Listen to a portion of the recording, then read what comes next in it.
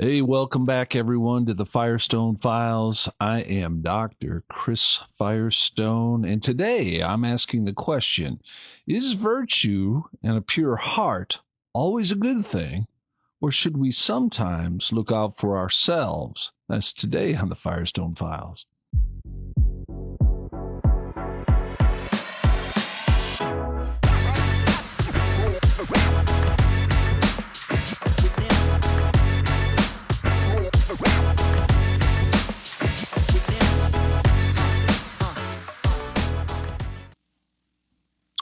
Well, the Firestone Files are now moving into episode 8. And this kind of gets us back to our regularly scheduled programming, but I thought I'd give this brief introduction because, well, we did a little something different, something unexpected.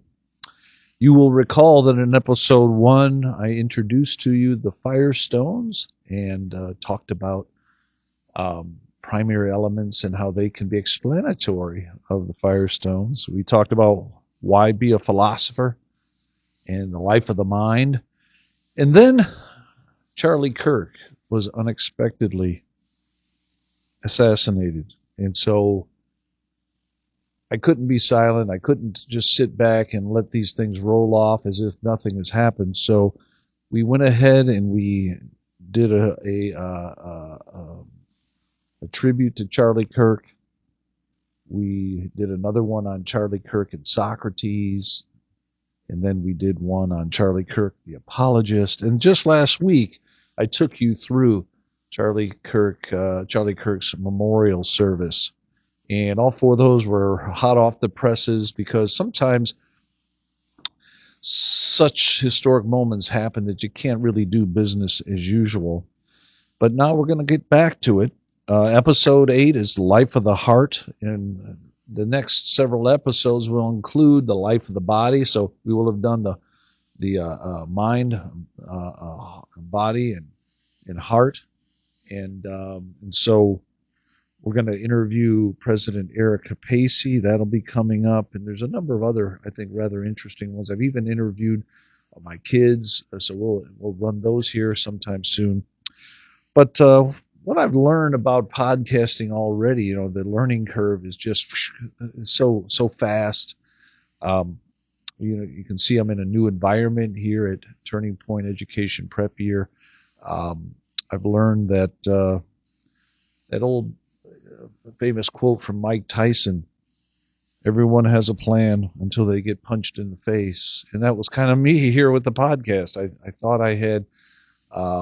I thought I had pre-recorded quite a few things here so I could teach uninterrupted at Turning Point Education Prep Year, but life punched us in the face, in the gut. It punched us kind of all over with the death of Charlie Kirk. So we did those 4 unexpected podcasts. I learned something about myself in that process. What I learned was that I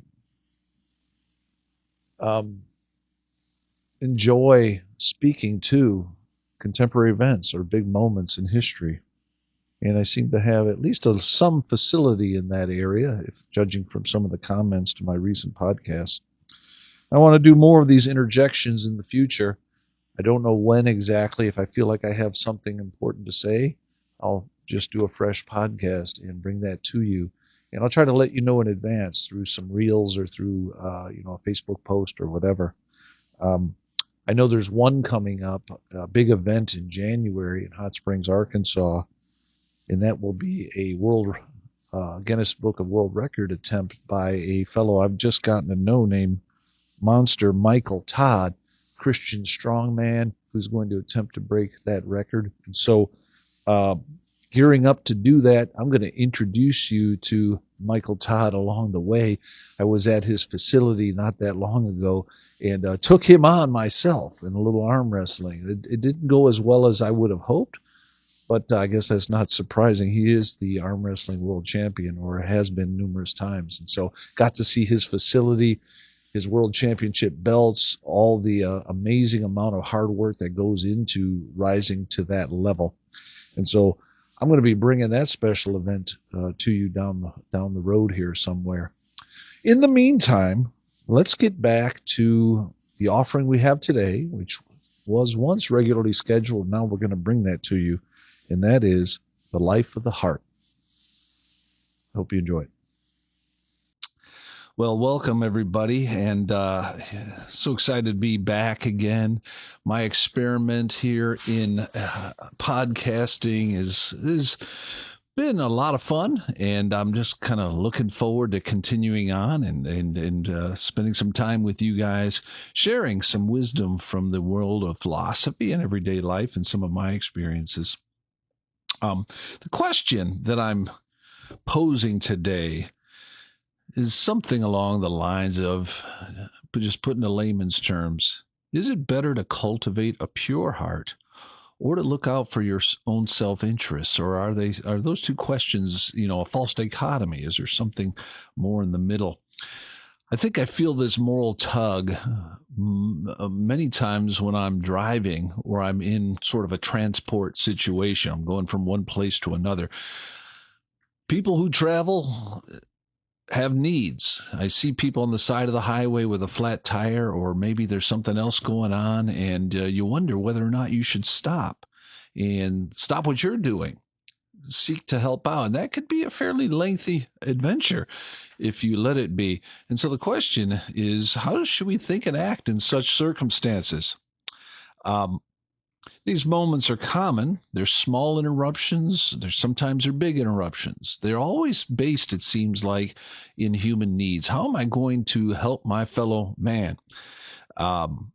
Especially when it's going to be inconvenient with regards to whatever it is I've purposed for the day.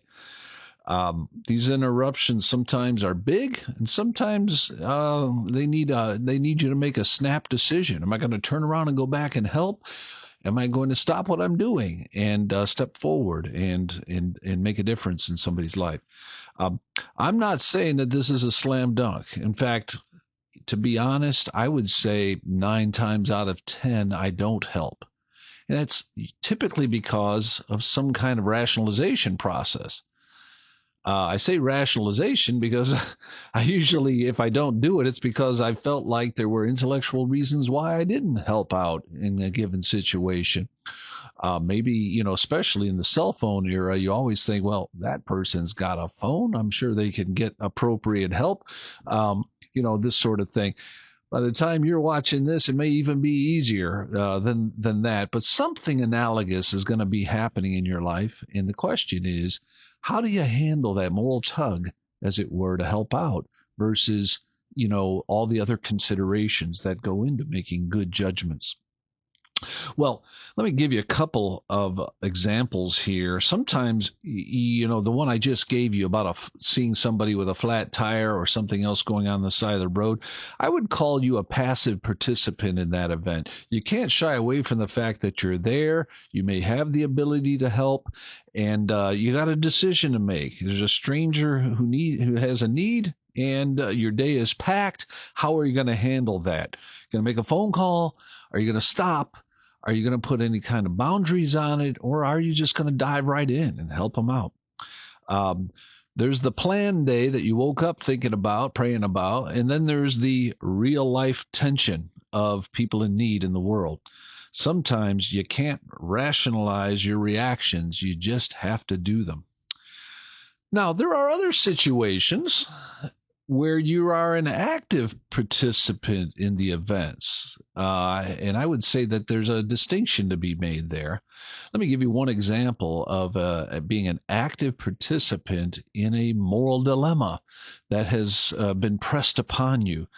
In some of my other podcasts, you may have heard me talk about chess tournaments and my role in them. Well, one example that comes to my mind immediately when I think about moral decisions and being an active participant is another tournament event that I had downtown Chicago. I was in a ballroom kind of setting with a bunch of games going on, and I was in the final game of a open tournament.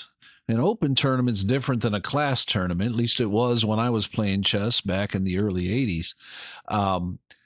An open tournament is when you play everybody. Like you win, you go up the rankings, you play higher rated players. You lose, you go down the rankings, you play other players. But you could theoretically, even if you're like a C player, like I was in this particular tournament, when I believe it was 16 years old, you could keep winning and win the whole tournament.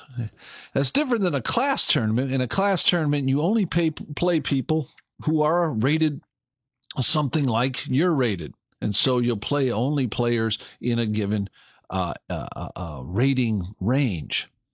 And so in this particular one, it was an open tournament. I was in the final game. And if I won, I think I was going to tie, if I recall, for first place in the C class. And I was playing an expert player, a very good player. Maybe he was a high-level A player or something like that. And apparently this person had a chance, this guy had a chance at winning some money as well. So I'm playing in this game, and some of my friends and some other people are watching. You know, it's kind of fun to be in a tournament chess game where you have a chance to win or win a prize. And time control was moving right along. We were going to make time control, but we only had like 5 minutes left, couple moves to make. It was still some tension. In this particular game, I had the upper hand. I was winning. I wouldn't say winning handily, but I definitely had him on the ropes. That's when a surprise event happened. The supervisor of the tournament comes to our board and he stops our clocks and he says, "Are you Chris Firestone?" And I say, "Why, yes, I am." And he says, "You have a phone call." I said, "A phone call? Can you? We have 5 minutes left on our clocks. Got a couple of key moves to make here before we make time control, and this is a important tournament game." Well, he insisted. In fact, he even raised the stakes. He goes, "Well, it's an emergency phone call. You need to take this thing." And I said, "Fine, you're the supervisor. If you keep an eye on the game and stop the clocks, I'll go have a look." Now, immediately I thought it wasn't fair because my opponent was going to sit there looking at the board while I'm over here taking a phone call, but it's an emergency phone call. So I probably have to, just do it and see what this is about. So my mind is racing. I go over. We had this analog phone on the wall, and I pick up the phone and I say, "Hello, this is Chris Firestone." And the person says, "If you let him win, he will split the money." I was like, "What? Let him win? He will split the money?" Oh my goodness. This is a person on behalf of my opponent who wants to let me or have me let him win so that I would be guaranteed a little bit larger split of the prize money in the I guess it was A or expert class, a class above mine. Well, I'm 16 years old, and my knee-jerk reaction was, after shock was over, there were two things going through my mind. Number one, I don't let anybody win. Okay, I'm a competitor. I like to win. Nobody's going to win. And number two is, I'm not allowing Chicago corruption to corrupt me. I'm not that guy. You called the wrong guy. I hung up the phone, didn't say another word to him, didn't say yes, didn't say no, didn't say anything. I simply walked back to the chessboard and said, "Sir, please start the clocks." And the supervisor did start the clock. And I don't think I've ever been as motivated to win a chess game before. I was focused, I was on point, and I cleaned his clock and was able to win the game and split a smaller prize money in the C class. Anyway, my example is meant to show that sometimes these questions of how we interact with others who present needs that we didn't really even want to entertain. He wants to win this tournament. I don't know what motivates him. Was it the money? Was it the fame? Was it the reputation or whatever? But I was an active participant in that, and I had a decision to make in a high stakes game, interrupted by this personal crisis that was thrust upon me. So, how do we decide what's the right thing to do when life doesn't go as planned? I mean, that brings us to this intersection of thought and the heart. And really, what I want to talk about with you here is the life of the heart today. Now, in terms of philosophical framework, you'll recall from other episodes, perhaps, if you're not just jumping around, that in the life of the mind discussion, I talked about how in the modern period, the two great spheres of intellectual inquiry were the empirical, which is more the scientific employments of the mind, and the moral or ethical employments of the mind. The two are thought to have some kind of separation between them. Moral duty and facts of life are two different things. One is what describes the world, and the other is what you're supposed to do in the world. Now, before the modern period, moral duties and facts were more integrated. In fact, they were very integrated, I think. Helping someone was just what you did, and the social and moral fabric sort of expected it of you. There was kind of a communal accountability. And within your community, there was a personal responsibility to fit in and to be the best version of yourself that you could be. I liken this a little bit more to virtue ethics than to modern philosophy, which is more deontological or utilitarian, if those words mean anything to you. We'll talk about these things along the way. But in the modern period, there's a movement away from ontology of life and the self to an epistemology. How do you know what the good is? How do you know, once you've described the circumstances, what you ought to do? I mean, there's lots of things that you can do in a given circumstance. Where is the moral ought coming from, or ought it to come from? So there's a movement away in the modern period from a communal responsibility toward the individual. And this is exemplified in my favorite philosopher, of course, Immanuel Kant, because for Kant, moral duty comes from reason, universal law that is written into reason in the human heart. I mean, this is how he describes the human heart. It's essentially a practical employment of reason and not circumstantial based. Now, that's different than the utilitarians that are indebted to empirical philosophy, David Hume, and then, John Stuart Mill and Jeremy Bentham and these types, where emotions and calculated pleasure drive the moral enterprise. Not so for Kant. That may be how the moral enterprise typically functions, but it's not how it ought to function. Our conscience and the moral law command absolutely on us, thinks Kant. And so the question isn't just what's happening around me and who am I relative to it, but rather what's the principle or principles that should guide me in order for me to become maximally moral. I want to know that I'm doing the right thing, not just act out of goodness, but to know that I'm being good. Well, that's some of the philosophical background. In all of these cases, we're describing what I would call affirmative moral philosophical systems. They all believe there is a good and that we should be in the good. One centers in the individual's self-growth, and the other centers in the intellectual understanding of what does it mean to be good and what is my duty in any given circumstance. Now, all of this is pretty cranial. I get it. You can take a philosophy class and learn more about it. So what I decided to do is just talk through a few stories about moral choices in action, because I do believe at the end of the day, all this intellectualizing with regards to moral philosophy is rooted in our moral experience. Surprise, surprise, that we actually encounter the heart when we encounter others in the world.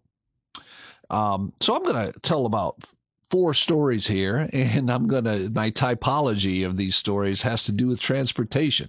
And we talked about cars, but the first one has to do with a bike. The second one has to do with a car. The third one has to do with a train, and the fourth one has to do with a plane. I don't know why transportation became a sort of typology for me to talk about the moral enterprise, but that's just my experience. It happens a lot, these moral challenges, when I'm traveling. I see them more clearly, at least, in those circumstances, because you're often encountering strangers, other people, and you have to determine, are you going to lead with the heart, or are you going to keep some distance and lead with the mind, as it were? Or how does one go about dealing with these circumstances? Well, the first one has to do with a bike. This one always makes me smile because it became part of Firestone family lore. I was having a garage sale at our house on Williams Street in Deerfield, and one of the things the Firestones did to prepare for garage sales was we'd go dumpster diving. We'd go grabbing stuff from the garbage that people put out on Wednesday nights, or we would go behind Target or the bookstore or whatever and look for things. And it would thicken up our garage sale, and it would also make us a little bit of money. So before this particular garage sale, my young daughter, I'm thinking she's 7 or 8 years old at the time, named Hannah. She's the oldest one, so this is a pretty old story, because at the time of recording here, that would be about 20 years ago now. But anyway, we had garbage picked a small bicycle. Seemed to be in good working order. Not sure why they were throwing it away. It was out at the garbage corner in our dumpster dive the day before the garage sale. So we grabbed it. We put a price tag of $10 on it, and we threw it in our garage sale. Again, thickening up the garage sale and perhaps making us a little bit of money. So days going by, we're selling stuff, and I go inside the house, get some water or something, and I'm listening outside, and my small daughter, I'm watching her deal with a customer. It's a lady who's walking by. I thought, well, this is kind of cute. And she says, I like your bicycle.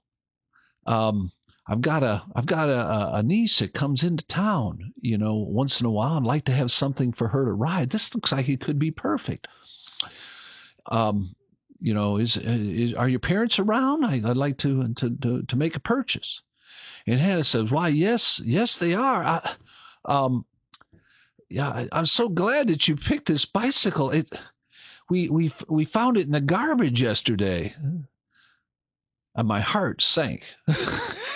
I'm inside the house, about to go out to take payment for this bicycle, and my 8-year-old daughter tells her how we got the bike from the garbage can of somebody's on somebody's garbage layout. Now, I'm just like, oh, no. How do I handle this? What do I do? And to be honest, I just froze. I was like, maybe I can go get my wife. Not sure what to do. Maybe I'll get somebody else to step out there and deal with this situation. Well, I waited and waited. My dad and Hannah said, Dad, you in there? And I'm just keeping silent. I'm totally frozen. And after talking a little bit more, she said, I'll come back later. I would rather her come back later than make $10 on the bicycle we picked from a dumpster dive. Funny thing is, we did sell it to somebody else not that long later. But what was so interesting about this story to me is that there was something pure and beautiful about her, say, moral response to this lady. She was a total transparent truth teller. And that was a beautiful thing to behold. And I certainly didn't get on her for blurting out that we got it out of the garbage. But there was also something not quite right about it. It's kind of an error in application of your moral intuitions. And that's going to take time to learn. That's a thoughtful employment of the moral purity even. Sometimes it's better not to tell everything. She's getting a value. We're getting a value. Everybody's happy. But there's that little tinge of, say, social questionability. I don't know exactly how to put it when you divulge the details, like Hannah did. Okay, well, that was my bike story. The next one I want to tell here is a car story. I was in Arkansas visiting my dad, and I often stayed out in his office. He had a cottage building there that he used for the office. Cars would come by, he'd have his sign up on the wall, and at night I would go in there and lay out the bed there and sleep overnight and then get out so he could do his business in the morning. But I'm up late. I don't exactly know why. It's like 1:30, closing in on 2. I shut my lights off, totally exhausted. That's when I hear a knock at the door. I'm like, oh, what in the world? Somebody is outside. And sir, can you help me? I'm like, okay, I flipped the lights on in the room. Probably a mistake on my part. I think I flipped the sort of porch lights on, but he's standing beyond the porch there, and I can't even really see him. I said, what can I do for you? He says, my car ran out of gas down the block, and I was wondering if you could give me $20 for gas. And I'm like, whoa, somebody has the nerve to stop, knock on the house door, or in this case, the office door, probably saw my light on, then flipped it off, and then quickly made his way down and knocked on the door and asked for money. Now, I know better than to just give people money in this neighborhood. There's a lot of drug use. There's a lot of shady characters around. No, it's not everybody, but there's enough people, especially out at 2 a.m. So I said, oh, give me a minute. And so I pull myself together. I put my flip-flops on. I walk outside, and I say, look, I can't go ahead and give you money. Here's what I'm willing to do, though. I'm willing to grab this gas can here and jump in the car with you, go get you some gas, and then come back, put it in your car, and get you on your way. Will that work for you? He goes, yes, sir. Yes, sir. That works for me. So we jumped into this small Honda Accord that I had, and turn it on, hit reverse, and then I hear just a really grindy sound. And I put it in park, and the guy who's sitting next to me in the passenger seat says, that didn't sound good. I said, no, that didn't sound good. I have no idea why this car's not moving. That's grinding. That's like brake grinding. That's a bad deal. Came to find out later that the car had was frozen. Here I am in Hot Springs, Arkansas, with frozen brakes. And so it didn't end up so bad for the car, but then I had another decision to make. I got this guy who claims to be down the road here with a car that's empty of gas. How do I deal with it? And I said, look, I'm going to give you the money. I don't want you to promise me you're going to spend it on gas. And he says, yes, sir, I will do that. And he did something. I couldn't really even see his face, honestly. It was so dark, and I was so bleary-eyed. I have no clear recollection of what he looked like. But then he threw his arms around me. He said, thank you so much, sir. And he walked away into the dark. And that was last time I heard from him, as far as I know. I mean, he could probably have come back in to say hello, and I wouldn't even know it was him unless he identified himself. But there's something about the moral tug at the heart. And if you lead with the heart, it can change people's lives. It can be quite a good thing. It also can be a risky thing. I mean, I knew when I walked out that door that I didn't know who this guy was. I didn't know what his intentions were. And sometimes you have to make those judgment calls, in terms of safety concerns and your instinct to help. And, it's coming from a good place. So, you can't always cross all the T's and dot all the I's. Sometimes you just have to step forward in life. So that's what I learned from that adventure. So we talked a little bit about bike and a car. Let me talk about a train incident that also sort of uh, got my moral, instincts and judgments going. I was a PhD student at the University of Edinburgh during this one.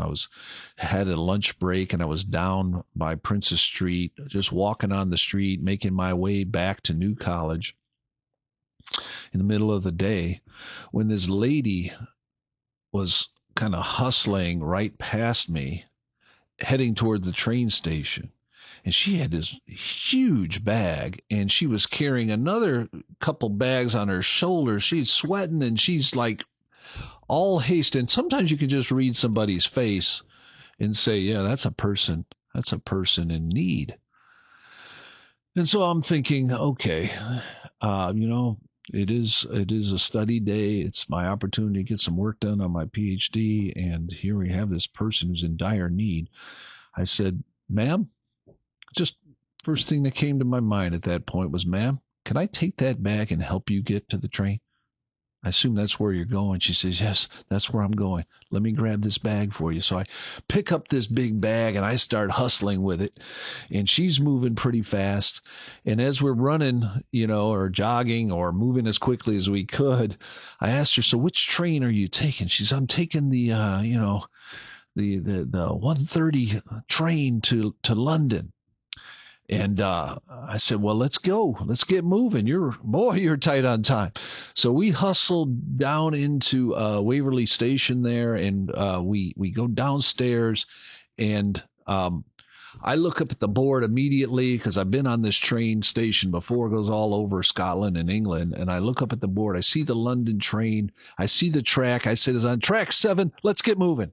And so we just move. She keeps kind of trailing right behind me. I'm hustling with her. We get to that train and I walk into the train. I set her bag down. She gets into the train, gets her bags down. I step back and the doors shut like the moment she got into the train. And I stood there. I'm sweating at this point. I'm just smiling. And you can see the delight on her face. And we just wave at each other. And and that was it. I walked around that day like I had changed the course of history. Like it just made my day. I don't fully understand it, but there was something about the fact, maybe it's because I was in the theoretical world of writing a PhD for so long, that the ability to help somebody and to do a good deed meant something really extraordinary to me. I had just as an aside, I had another small incident on a bus in London once where I was sitting there in a crowded bus when a lady gets on and she apparently doesn't have any money. She's struggling to find her money. She has no change. And my knee-jerk reaction was, I got some change in my pocket. So I stand up, I walk over, and I drop the money in. And I say, you're good. I got you covered. And similar sort of face. People don't expect this kind of kindness these days. And it's a rare thing for people to act out of a moral sense of obligation to their neighbor. So there you have a train and even a bus thrown in. My last example kind of turns the tables on me, and that is a plane example. In this case, I was wrapping up my time at the University of Edinburgh. My wife Beth had already left to go home. She was in Minnesota, and I was there selling things. Had a boot sale that we sold a lot of stuff at, and just closing up shop. And I had a ticket to leave 3 weeks after she had left, so I could get all my PhD stuff under control and all of our stuff sold or shipped. And I got done in 2 weeks. So I was like a week ahead of time. And I said to myself, wouldn't it be amazing if I could surprise my wife? Well, I tried to change my cheap ticket and it was unchangeable. but I was able to, I called Iceland Air because I knew that was the cut rate airline at the time. I was just wondering if they have a cheap seat that they're willing to sell me, I could go up to 300 or 400 pounds, kind of use all the cash I've got on hand and get home a week early. And Iceland Air happened to have a flight the next day, and I was able to get on it for a price I could afford. So in the morning, I wrap up everything that I need to wrap up, clean, get the house cleaned up, ready to hand over to landlords and all that. And I'm taking a bus from Edinburgh to Glasgow because Iceland Air flies from Glasgow to Iceland to Minneapolis with this cheap flight. And I got to get to the Glasgow airport. It was about an hour away. I take a bus, get down to the Edinburgh city center, get on another bus for Glasgow airport. Well, I don't know if I mistimed it. I thought I gave myself plenty of time, but as it turns out, I didn't. I was looking at the clock on all the way to Glasgow and watching my time go away. And I got to the airport. I think I had 15, 20 minutes before the flight was supposed to leave. So I rush in and I'm looking for Iceland Air, not realizing that these small airlines close up shop. They don't even have a place where they normally are. They just close up. There's nothing there. I have to make my way to the gate. I figure out which gate it is, and of course, the gate is on the far end of Glasgow Airport. I think it was a mile. Now, it may have been a half mile. I don't know. It was a long way. And I still had to get through security, and the plane was leaving in 20 minutes. I was like beside myself. But I said, look, I haven't gone this far to stop now. I got to take it to the very end. So I jump into the security line, make my way through security. It takes 5 minutes. And I am hustling as hard and as fast as I possibly can, kind of like the lady was heading to the train station. The bags I had were heavy, big, and because I was leaving for the final time after living there for 3 years. Anyway, it got to a point about halfway to the gate when I couldn't go any further. I mean, here I am in my early 30s. In reasonably good shape, but I came to my wit's end. I was totally spent. I couldn't go any further. I put the bags down. I sat down at a chair there, and sweat's pouring off of me. And apparently somebody noticed me. To this day, I don't know who you are or who they were, but a guy, I think I remember it being a guy, comes up to me and he says, let me get this for you. He grabs the bag and he says, let's go. Not unlike what I had done in Edinburgh for that lady trying to get to the train. Well, I'm like, let's go. And so I get up, I carry what I can. This person has taken this big bag. They're hustling with me all the way to the gate. I get to the gate.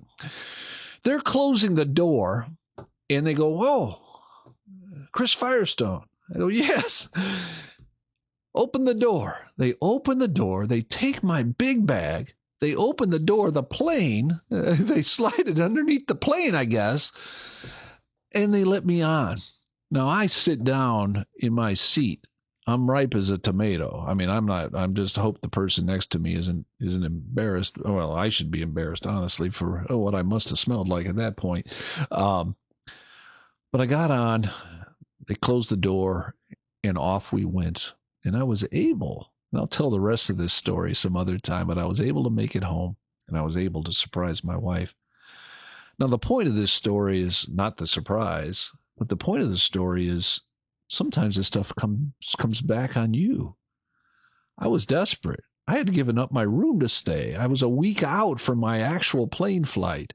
I was desperate to get to that plane. I wanted to surprise my wife. I wanted to get home back to the States. And I couldn't do it. I ran into a brick wall. And another person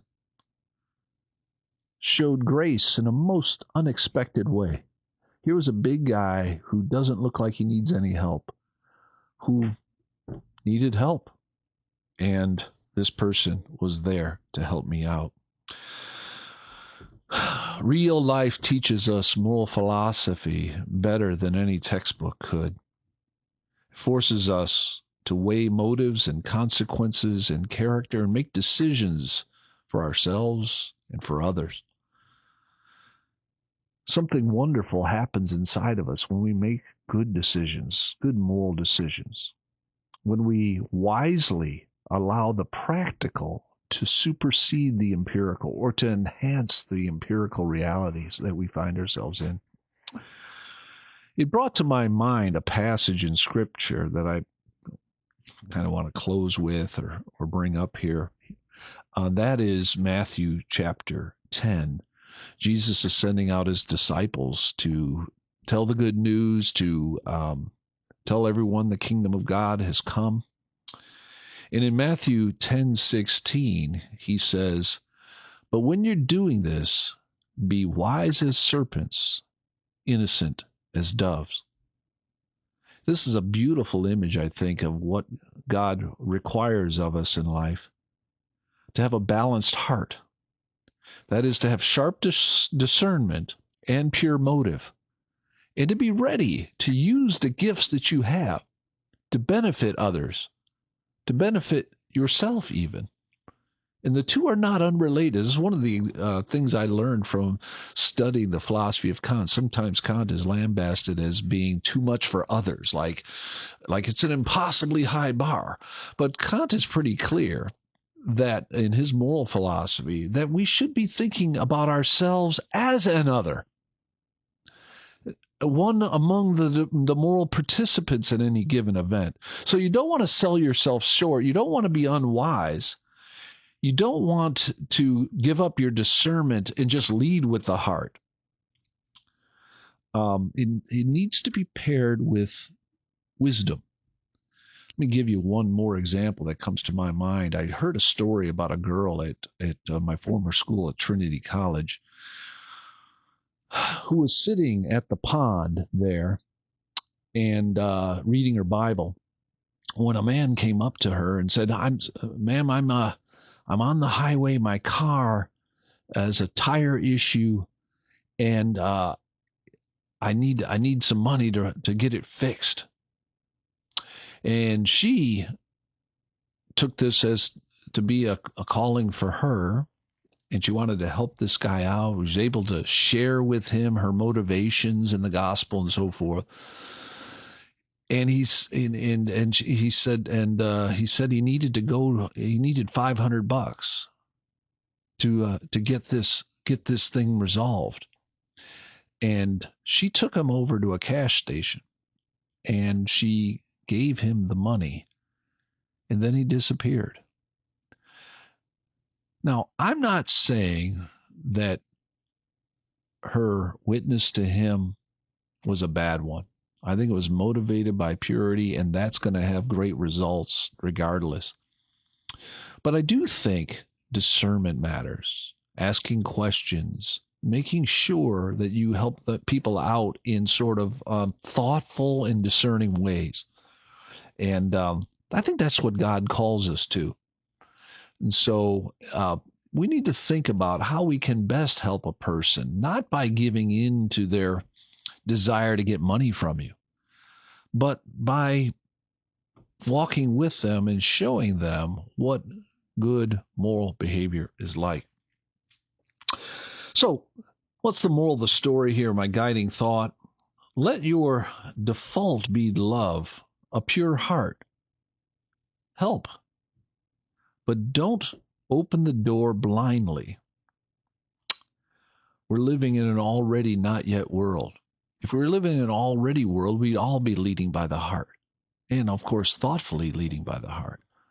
But we're not living in that world yet. There's evil in the world. There are people who do not have your best interests in mind. And throwing moral pearls to swine is not a great thing to do. Be good, but be smart about it.